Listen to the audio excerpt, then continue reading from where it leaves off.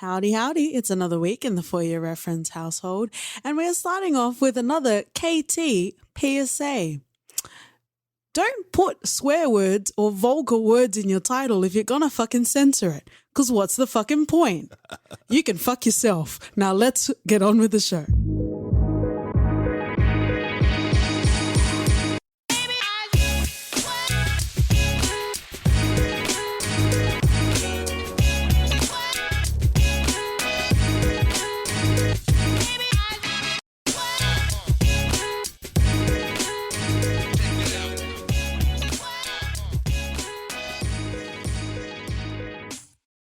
Friends and helpless lovers, welcome back to the For Your Reference podcast. You got your host KT and OT. Take out your journal while you acknowledge you aren't happy in your marriage, manipulate everyone around you, and do absolutely nothing about it.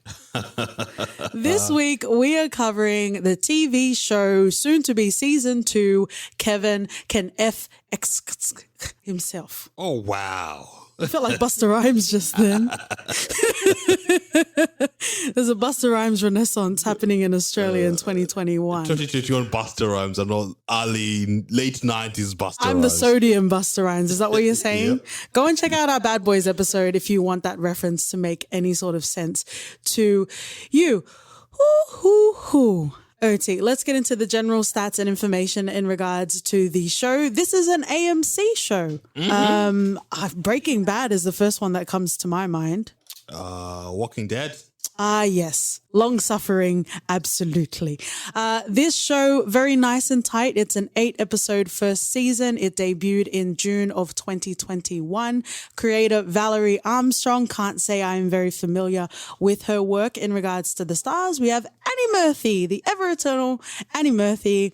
A couple of times we've talked about on this podcast how there was a hubbub because I think they took out the 4 main categories in the Emmys for Schitt's Creek, and we had to watch it, and we're absolutely love and obsessed with the show, including Annie Murphy. We also have Raymond Lee. I can't say I'm very familiar with him, but he seems like a great guy, as well as Eric Peterson, who isn't a great guy. He's just a guy. Mm-hmm. Just default out of the packaging with no batteries included. Oh, wow. Right? Let's get into first impressions, OT. I think we can both agree that we decided to watch this show because of Annie Murphy and we wanted to extend the love past Schitt's Creek. But how did you feel watching this? Also to say spoiler, but also deliberately helpless, and deliberately helpless. Well, I think we went into this, yes, for Annie Murphy, but when we did watch the trailer, we were hooked. We were like, oh, yes. This looks amazing. Oh, yes. And we realized pretty quickly, at least I did, that the other show was never going to drop. It was all going to be Kevin at the center of it because they're not going to get fucking rid of him. Interesting. Regardless of what happens or what they plan. Mm-hmm. He's the center of all this. Yeah, it's his name. So without Kevin, there's no animosity. And even the animosity that it's there, it's nothing because it can quickly pretty much be solved by... Anyway, that's podcast territory. I'm just saying, I thought I was expecting something different. I thought it'll get quite dark pretty quickly. Yeah. And get rid of the sitcom element of it once we realize that, or at least once Allison gets through with her plans and then follow her in that sort of adventure. But it's not that kind of show. Yeah. And I was disappointed by that when I realized that it's not going to happen. But we kept coming back to it, which I thought was interesting. We kept coming back to it because I hoped I was wrong. And that's what we want, right? Yeah. We want to have lowered expectations and in some way have it met, even if it's 10%. And I think that's kind of where we were.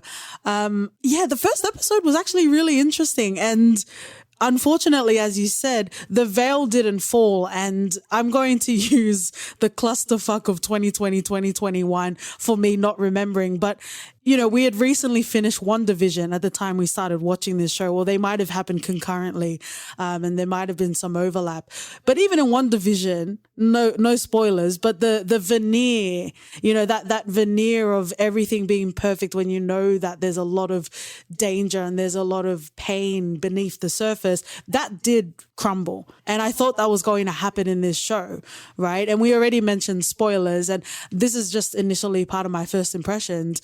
We knew from the first episode that she wasn't happy, but not just that she had a goal to kill her husband. We knew that. Morality aside, whether it was justified, whatever it was, we knew that this action was going to take place. And in 8 episodes, it didn't fucking happen. And that was frustrating. Don't lead with that then. Just let us live in Allison's terrible drib-drab life. And then if we get to the death at the end of the first season, then that's cool. But because they did it right at the first episode as like a shock, I guess, to pull you in. They dangled a carrot that was never coming. They dangled a black noir from the boys. And yeah, it was the who did it, who done it. Well, I guess it would be her that did it, but how did she do it? And I think that kind of, it made it more arduous to get through. And I think the writing was a failing in this show. It set itself up to be better in writing than what it actually was.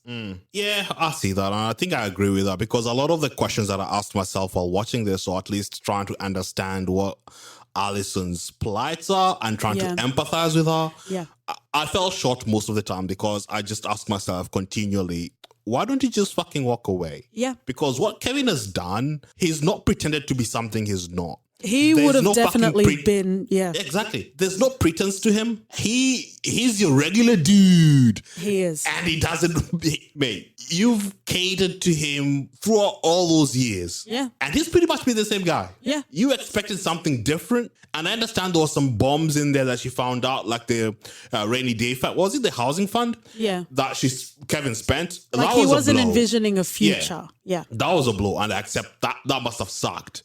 But to me, the question isn't, this guy sucked 10, 20 odd years off my life, I want to kill him. It's, bitch, I'm done wasting my time with you. I'm getting out of here. Yeah, and you're exactly right. Kevin was exactly who he was.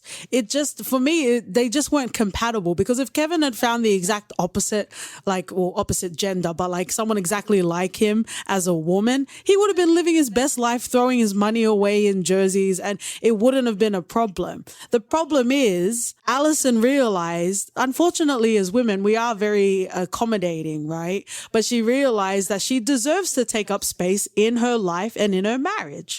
Kudos. Oprah snaps all the way for you, Allison. However, this is where the writing with a lesser pen falls apart, because we're taking account the fact that this is now in the 2020s at least. She does have a job. It's not the 1950s where she can't open a bank account and have any sort of financial independence, aside from the fact that she obviously isn't earning a lot from where she's working. But the point stands, there were so many considerations, or there were so many variables in her circumstances before even considering to murder her husband. And, we can buy into a lot. We talk a lot about, suspending, well, at least I do. I don't think OT does. If you go and listen to American Gangster, you'll hear it. But like you kind of suspend, like, yes, as Mr. Mackey would say, drugs are bad. But in order to enjoy the muy caliente narcos of it all, you kind of suspend that so you can enjoy it. So it wasn't necessarily we're not on board with Allison killing her husband. It just didn't feel like there were any compelling reasons to do that. He didn't lock her in the house. She was out walking around, and it didn't even seem like she loved him, because that can kind of be one of the last tethers that would, keep you in a relationship or in a marriage that you're not happy with, right? She didn't seem to love him at all. Yeah. So it's like there were so many it was pretty much a free goal for her to get through. There were no lines of defenses for her to live a free life. Yeah, and true, there's an aspect of suspending reality from all this, but it's the writer's job to make us believe in this world they're trying to paint. Oh, absolutely. And if they fall short on that, then that's not on the viewer thinking, why just not walking away, or why just doing something else? Because it distracts easier? us from trying to get into the story. Exactly. Because they've fallen short of painting a world in which we can buy into the Allison character, empathize, and feel sorry for her that she's stuck in this loveless marriage where Kevin is manipulating her at every turn, manipulating everyone around him, and that's just not the case. I did not see that happening at all. I didn't get it. It didn't make sense. Not even amicable. The logical thing in this particular situation would be from her to just walk away from her marriage. Like that literally could have been it. And we'll get into her and Sam and reigniting her high school fling or college fling. Like we'll get to that. But Allison is a problematic character, but not problematic in a like McNulty sort of way, because McNulty was a fucking mess, right? Our McNulty lover boy of it all. So we can get behind protagonists that, are less than shiny, and less than polished. But Allison, she was very frumpy, like physically and emotionally, about how she felt about herself. And you could definitely see even those bitches in the makeup store. Like you could see the way how she presented herself affected her interactions with people. And a lot of the time when I was when we were watching, I was saying how much of this is actually just from her point of view, right? Yeah. But I've met many a bitch at a makeup counter, so I would say that stands. But I feel because she was she wasn't necessarily fully engaged in her own life, I think a lot of it came back to her, if that makes sense. Yeah, it does. It does. And I think those interactions with those women at the salon, and that was shitty. I understood that. I felt sorry for her, but I didn't feel sorry for her enough to be like, kill your husband, sorry. Even the first episode where she had the glass in her hand and we saw that happen, I'm like, wait, why? And that's the thing. It keeps on coming back to you. Why? Yeah. And they're not answering. And I think there was this moment where they're traveling with Patty, going out of town to go and get the meds. Yeah. And then they meet this trucker, and the trucker is trying to negotiate the terms, and then Patty comes over and bashes the guy. Yeah. There's a moment where Annie disappears, and I'm like, oh my God, she's actually done it. She's run away. But sadly not, man. Okay, and this is something else. She was playing this like Sims, Stardew Valley, Animal Crossing. She was playing in a world where there weren't any consequences, because anytime there was any sort of real repercussions, she backed off completely. And we see that with the trucker, and we also see it with Sam as well. Like, what do you fucking want then? Because if you can't even follow through on stepping out on your marriage, I think this has become the cheating podcast, OT. Like, if you can't even follow through with that, if you can't follow through on the trucker incident, how can you even go so far as to kill him? That makes no sense. So what are you trying to do? Do you just want a little bit of excitement in your life, or do you genuinely want to kill your husband? Like, I don't think she has a lot of conviction for the follow through. No, she doesn't. Let's talk about Kevin, since he is the titular character in this. We kind of shared it already. I don't think he's a bad guy. He's not a bad guy. He's not out here pretending, I'll give you the world, Allison. I'll make sure that we get kids or whatever. We'll get a new house because she wanted to move out of that house. Yes, but nothing Kevin does or says indicates that kind of life that he wants anyway. Yeah. He's always surrounded by his dad and Neil. Yeah. Always just up to some weird random adventures, stupid gimmicks. Yeah, and it was fine because Allison never demanded any of his time and attention. Yeah. So if you genuinely want to work through with it, be mature, be an adult, and fucking talk about it. Like, she's the fucking problem in this. She is. And I think that's one of the things that she comes to, or at least she comes to realize as we go through the series, where they're having this conversation with Sam, and she was coming off as some sort of victim, and she doesn't have any control. And Sam was like, you're the one controlling all of this. Don't you want to be better? Yeah. And then You she got have- insulted. Exactly. She's like, why am I not enough? And it's like, fuck off. This whole time you've been saying you're better than Kevin. You want a better life. You want to get out of this. Sam isn't the problem here. You are. Yeah. You controlled Sam into having a relationship or affair with you. Everything goes by what you say. That's what Sam said You as well. controlled Patty. Patty's over here falling legs over knees, or what is it? I'll need to check your web history. I would also like to consume what you're watching, sir. And she feels like she's invisible, which is a complete and utter nonsense.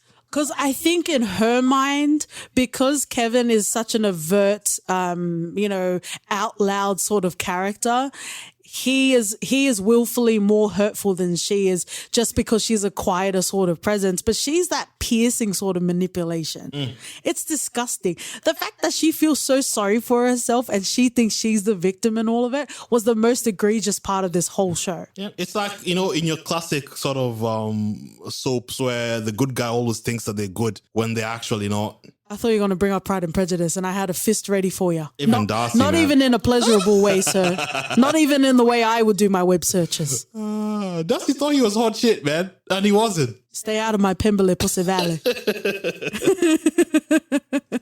it all comes back to Allison. It bothers me because, it's so obvious when someone's overtly, disregarding someone's feelings like Kevin, that people don't even see that there are nuances to manipulation. And Allison was the fucking puppet master in all of it. Yeah, and to me, you could say the same things she's pretty much accusing Kevin of. She's the one that's doing most of it. Yeah. Either intentionally or unintentionally. Whether she realizes it or not, she is the one controlling every fucking one around her. Like, it's sad that you've gotten to a point where it feels like her life feels the way that it was portrayed in the show. However, you are the captain of your own ship, mate. In this particular instance, there weren't any sort of tangible barriers that we encountered in the show. Let's talk a little bit about the contrast in the styles for a bit. When it's in the grayer, sort of more realistic sort of lens, it's always from Allison's point of view. And then whenever it goes to like the sitcom level, she kind of always takes a backseat. And it is about Kevin, but the sitcom sort of, genre, it never really follows one character. It just follows the dialogue along with whatever's going on, right? So I thought that was quite interesting that she kind of faded into the background when that sitcom was happening. It was always about Kevin's adventures, but we never really saw it from Kevin's perspective. And I thought we were going to get there because I never thought I would say 8 episodes is bloated for a season, but it definitely was.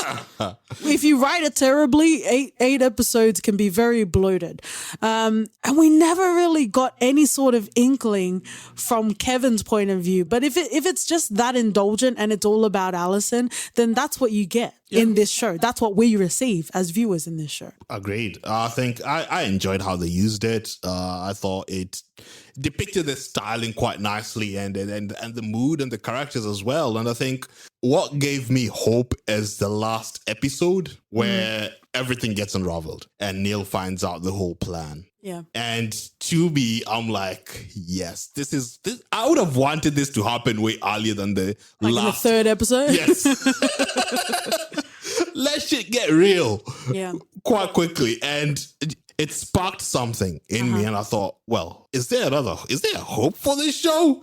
Yeah. Is this making me want to wait for season 2? And I'm just glad that it ended in a way that I think there's still hope for the writers to do better with this. Yeah. And hopefully they will, because I think at the end, at the base of it, they have a strong foundation. They just need to fucking run with it. I'm not a bricklayer, but if only one brick is strung out of 8, that's not a great foundation.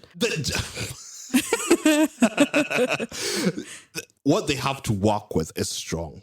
True. And they just need to be smarter with how they execute it. The execution is what's causing the issue, not necessarily how it's how we know this story could go. Yeah. And I think with Neil finally being pulled to the sort of realistic grunge look of it all is quite a step, because he's always been the one that's super silly, even more than Kevin. And to have him now in this world where it's super real, it's super dark. Yeah. I want to see where that goes, because it will change the dynamic that everybody else has, especially Kevin, who's also sort of moving away from Neil to begin with, because Neil always felt like Kevin is going to go away from his grasp when Kevin wants to now run to be in office and do something else. Interesting. Yeah. So I feel like it'll be quite interesting to see how this spans out. Oh, yeah, absolutely. And I guess just staying on Neil for a second, it was interesting. And I guess because I had lost expectations by episode 7, I wasn't expecting that to happen. I wasn't expecting, of all people, Neil to be in on the cahoots of what's about to happen. And the fact that Paddy knocked him out. Yeah. They're siblings, right? They're siblings. Yeah. They're siblings. You know what? This is another issue which I have with the writers. Party. She has been around Kevin and the gang for however many years Anya's been there. But that's how strong her love is, I guess, is what they're supposed to say. So Party's in love with Allison. That's at least what they're trying to insinuate. Yeah. And she will do anything for Allison, including murdering her best friend, Kevin. Toxic love. Like, mate, I'm not, like, it's just a lot of things I'm not buying. Yeah. Annie came out, like, Patty didn't even, came out quite early and said... And did they need to develop a love story? Like, why? Why does this always maybe that's happen? the only reason Patty would be on board with all this shit anyway. Because it doesn't make sense any other way. It's a crutch. It's a crutch that they used. It's a low-hanging fruit nonsense, and that's what it is. Not with a push-up, bro. I don't know. It gets annoying when like two female characters out of nowhere fall for each other. Not to say that they didn't have stirring feelings all of those years, but it feels like a cheap cop-out. I don't think they had any feelings whatsoever. Patty never paid attention to Allison, and she said, I thought you were stuck up. She ignored her. And it's you know, when you're like a kid, oh, he only makes fun of you because he likes you. But in this case, she's a woman, so it's okay to have that same rhetoric. Boo. I didn't care for it. But you're right. There's no other way, to the length of loyalty that Patty had, that it only made sense if she was deeply in love with her. Otherwise, no one would go through that extension to help that much. And to knock at your brother and force him to go along with the fucking plan. Like that made no sense at all. And Patty was stringing that guy along as well, knowing full well that she wasn't happy with him. So yes, she was manipulated, but the same way Allison allowed herself to relinquish any sort of independence, Patty allowed herself to be manipulated. So there's definitely some personal responsibility that she needs to own as well. She hurt that guy's feelings. He was ready to propose, but I've said many times on this podcast, proposing shouldn't be a fucking surprise. You should discuss it like adults and still propose if you want to. I take the romance out of everything, but I'll slurp you just fine. Yeah, fully agreed. I think fundamentally this is a problem in how men are perceived in this show. Ooh. I know. OT with the hot takes. No, I know that it might sound as if I'm being some sort of... No, just hear me out. My reasoning, at least at the end of it, will make sense. At an Intel forum near you. No, you go, my love. You go. You know, we have two women. Yeah. You know, two women in Allison and Patty. Who both are in their relationships. Hopefully in each other soon. Yeah. And they're unhappy. Yeah. In the current, how their relationship is. Correct. Patty doesn't like Sam for some reason because Sam wants to go on a diet. And they're just incompatible. They're just incompatible. The same way. Incompatible. Yeah. And there's no problem with that. Yeah. But you cannot paint Sam as if Sam is a problem. He's Sam is not a problem. Yeah. Kevin is not a fucking problem. Yeah. At the end of it, you need to ask yourself, what are you doing about your fucking situation? Okay. I feel like you're emboldened because of what I said earlier, so that's okay. No, but I'm saying you were sheltered in the same opinion as I. So continue. No. Sam, I think, is a perfect example for this. He also brought up a very good point to Patty when I liked it. He confronted her after everything that had happened and she got arrested. He confronted her and was like, I never knew anything about you. And you know what? I didn't care if you were safe or not. Good for Sam. Yeah, he clapped back, and good he did. Because even when they had a conversation with Detective Tammy, he was like, yeah, I'm going to be bitchy because it's one thing to mislead or be miserable in a relationship, but pretend as if it's okay. And then when it's clearly not, when Sam didn't even have an inkling of what's wrong, he just thought, we're in this together. He was ready to fucking propose. Communicate that shit. Talk to one another. Yeah. It's not that hard. Yeah. Say, Sam, I just don't think we're right for each other. I'm unhappy. I don't want to go on a date with you. And then fuck off. Yeah. It's that easy. Yes. Don't stay there, be miserable, think the world is on to fucking cave you in. Yeah. And then treat Sam as if it's some fucking monster or try and paint him as if, oh man, all the men in our fucking lives are horrible. Bloody hell. It's just one of those things that I thought, you know what? Kevin, he's not pretending. Sam is not fucking pretending. Then why are they stuck in this sort of relationship where they're trying to be portrayed as some sort of bigoted monsters? Yeah. I don't know. You can still be a feminist and hold women accountable, friends and lovers. I agree. I absolutely agree. And if we were to ship Patty and Allison, their love, if that's what you want to call it, was founded in their inability or their reluctance to want to be better people. That's disgusting. They don't want to be better people. They don't. They don't. They just want to be gross and messy together. Yeah. And to some extent, I think I'm glad we have Detective Tammy in this. I feel bad for her too. I feel bad for her because I don't think Patty feels anything for her. No. Tammy is just another dude in this. Okay, this is where the hyenas live in The Lion King. I can't follow you there, sir. That's not part of Pride Rock. I can't defend you there, sir.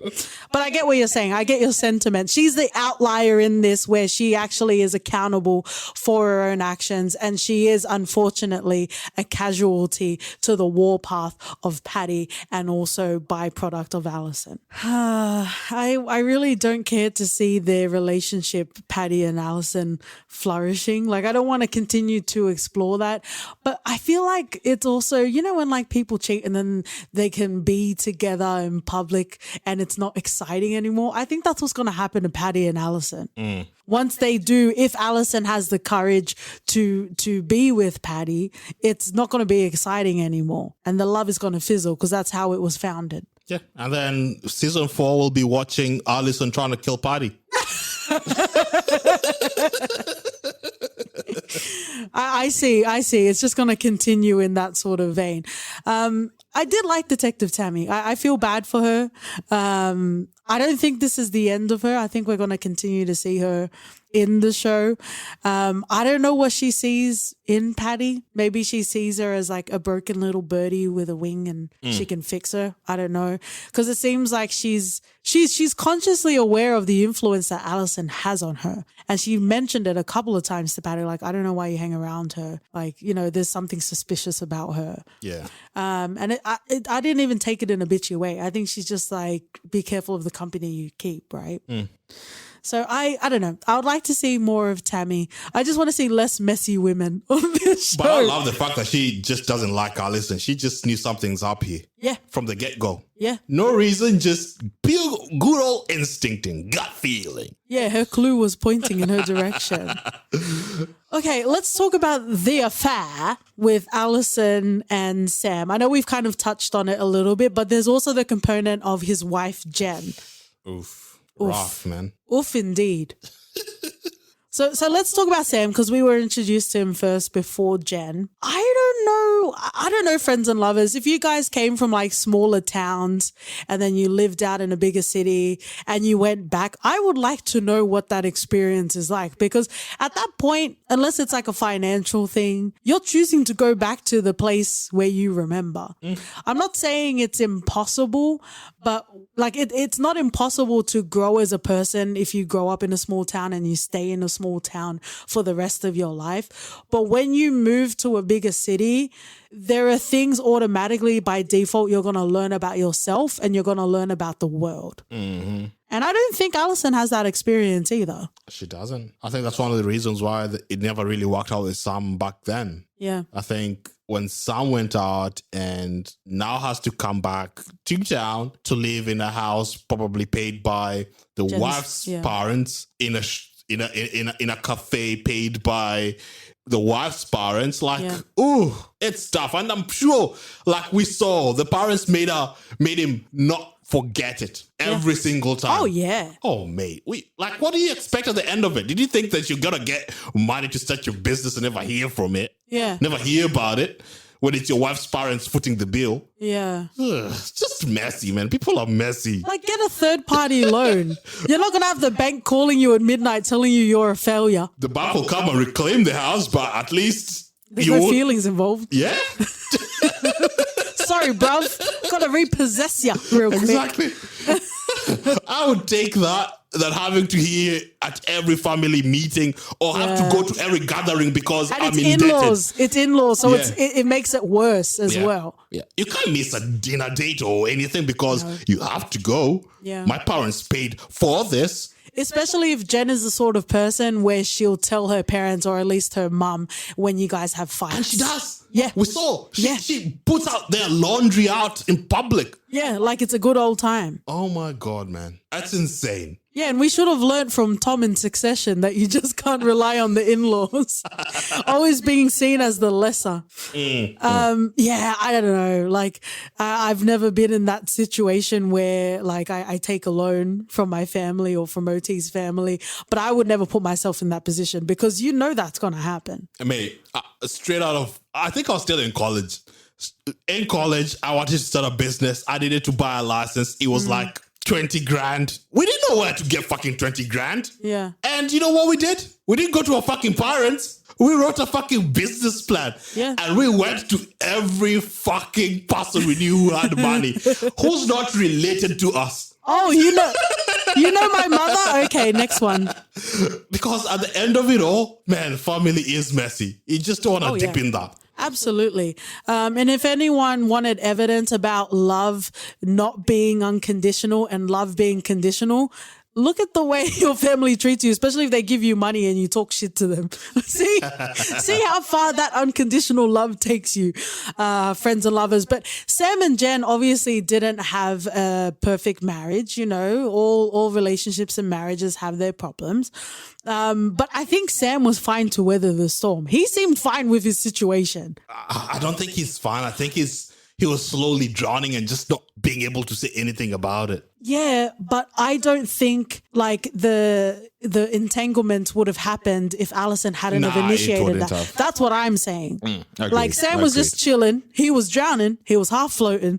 He was okay, minding his business. And then Alison comes along and wants to fuck shit up. And that's exactly what she did. Yeah. And to the point where their relationship was so much in the rocks that I think Sam had an AA meeting. I think where he'd been how many years sober? And the wife wasn't even able to go there. That tells you everything. I don't think she even had a compelling reason either. She just didn't turn up until the end. Exactly.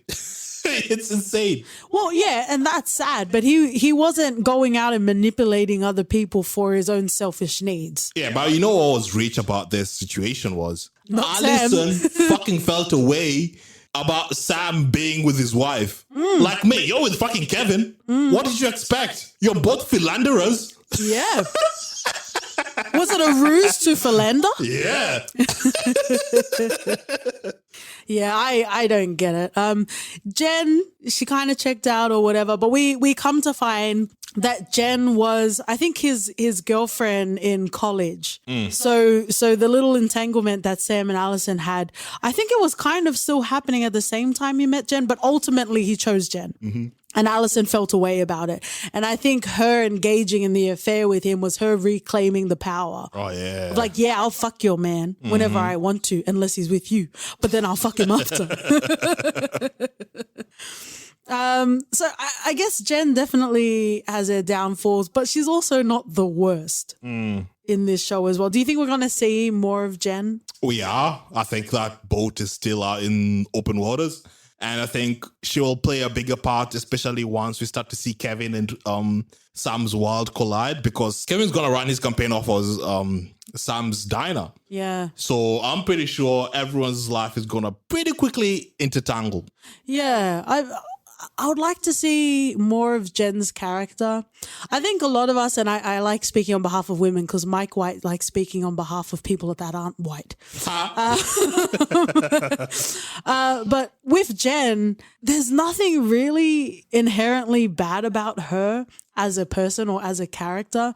But I do resonate with Allison. Like when you see someone that is so like devastatingly gorgeous and they underline look like they've got their shit together, it is intimidating. So I get it from that point of view, but I don't think Jen has done anything outrightly in Allison's direction for her to feel insecure. Oh no, she, other than bitchy remarks at her. Yeah, but is that enough to kill her? Just like it's enough to kill Kevin? It all circles around back to Allison. Is there anything else about Sam and Jen you wanted to talk about? I feel sorry for him. I want to see the dynamic get teased out about him and the in-laws, though. Nah, that was brutal watch. Yeah, I know, but compared to everything else that's going on in this show, I kind of want to see him go triumphant.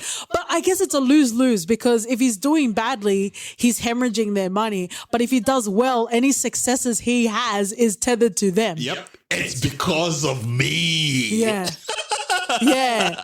So I don't know. I'm kind of into that daytime soap opera storyline. Nah, that's messy shit. Well, compared to everything else we have to enjoy, I'm definitely enjoying that. Let's talk about our ever eternal Robin Lord Taylor, whose face only belongs in Gotham, playing Nick. Wow, it was a surprise saying he had forgotten he was in this show. What a face. Yeah, I can't picture him from being Penguin in Gotham.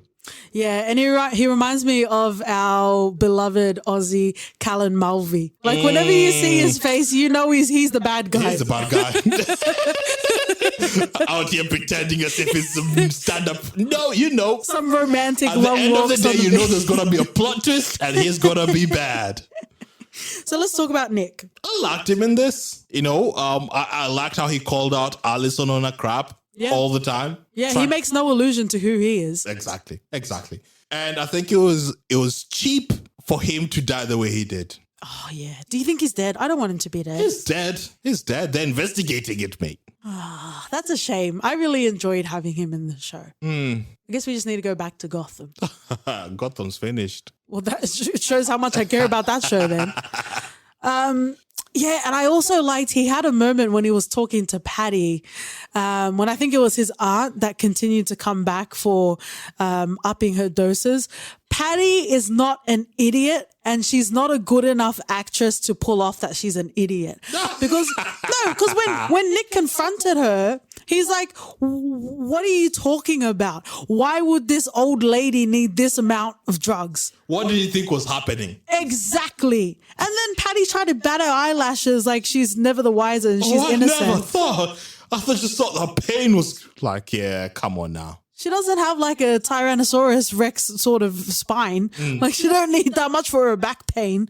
But I just enjoyed the placement of Nick as a character because the contrast of that, it pays well in his favor and it comes off very unfavorably for Patty and Allison. And the fact that they treated him like he was lower than them when Patty was the number one drug dealer in the neighborhood. Yeah, she was. It's wild. Absolutely wild. I just liked him because he was always there to fuck some shit up. And I was absolutely there for it. Me too. What a bloated 8 episodes this show has been so far. We don't normally do this, OT, but I think I need this to give me any glimmer of hope when season 2 comes around. What are your predictions? What do you think is going to happen? Or what do you hope? Either one. What do you think? What do you hope will happen in the next season? Do you think, actually, first question, do you think Kevin's going to get killed in the next season? Kevin's not going anywhere. Okay. Let's be clear. Okay.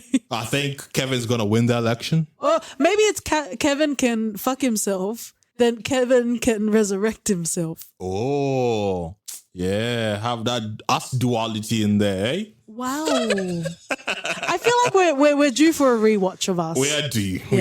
I think Neil is gonna somehow warn Kevin about what's going on. But by that time, Kevin would have been elected. He would be more powerful, have more control over other people.